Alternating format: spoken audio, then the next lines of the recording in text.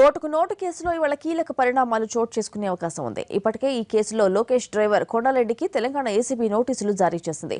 ఆయన ఇవాళ విచారణకు హాజరయ్యే ఛాన్స్ ఉంది. మరోవైపు కేటీఆర్ డ్రైవర్ గన్మెన్లకు నోటీసులు ఇచ్చే ప్రయత్నాల్లో ఏపీ సీఐడీ ఉంది. దీనికి సంబంధించిన మరింత సమాచారం కరెస్పాండెంట్ శర్మ అందిస్తారు. శర్మ, ప్రస్తుతం అక్కడ పరిస్థితి ఏంటి?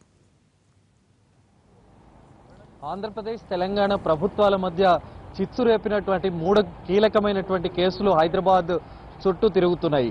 తెలంగాణ ఏసీపీ దర్యాప్తు చేస్తున్నటువంటి ఓటుకు నోటు కేసులో నారా లోకేష్ డ్రైవర్ కొండలరెడ్డికి నిన్న నోటీసులు జారీ చేసింది.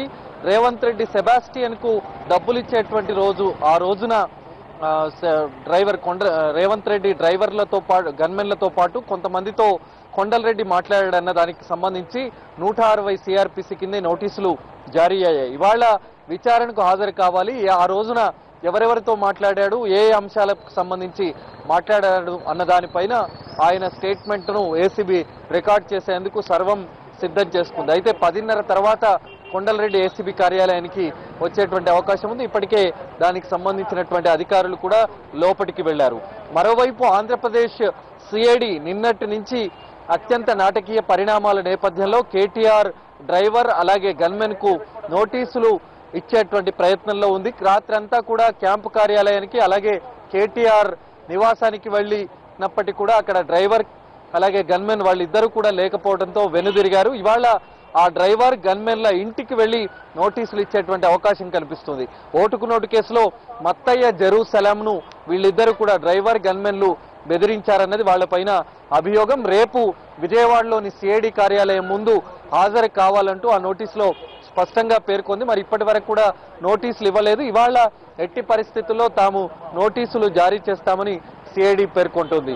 ఇక వైజాగ్ కు సంబంధించి గతంలో 2013 ఫిబ్రవరిలో ఒక కిడ్నాప్ కేసు వ్యవహారంలో కేటీఆర్ వ్యక్తిగత గన్మన్ మధుసూదన్ రెడ్డి అలాగే టీఆర్ఎస్ నేత సతీష్ రెడ్డి వీళ్ళిద్దరూ కూడా ఆ కిడ్నాప్ వ్యవహారంలో ప్రమేయం ఉందనేటువంటి ఆరోపణలు ఉన్నాయి. దానికి సంబంధించి అప్పట్లో కేసు నమోదైంది. దానికి సంబంధించి ఛార్జ్షీట్ కూడా దాఖలైంది. అయితే ఇందులో కేసు కోర్టుకు రాకుండా వీళ్ళిద్దరు కూడా తప్పించుకుంటున్నారన్న దానికి సంబంధించి వైజాగ్ నుంచి నేను ప్రత్యేకంగా వచ్చినటువంటి వైజాగ్ పోలీసులు వాళ్లకు కూడా ఆ సమన్లు కోర్టు నోటీసులు ఇచ్చేటువంటి ప్రయత్నాలు చేశారు. అది కూడా నిన్న ఇటు క్యాంపు కార్యాలయానికి అటు కేటీఆర్ నివాసానికి కూడా వాళ్ళు వెళ్లారు. సతీష్ రెడ్డి నివాసానికి వెళ్లేటువంటి ప్రయత్నం కూడా జరిగింది. అయితే ఇవాళ కూడా వైజాగ్ పోలీసులు రాత్రంతా ఇక్కడే ఉన్నారు కాబట్టి ఆ కోర్టు నోటీసులు వాళ్ళకి ఇచ్చేటువంటి అవకాశం మనకు కనిపిస్తుంది. మరో గంట తర్వాత ఇటు కొండలరెడ్డి వ్యవహారానికి సంబంధించి కానీ అటు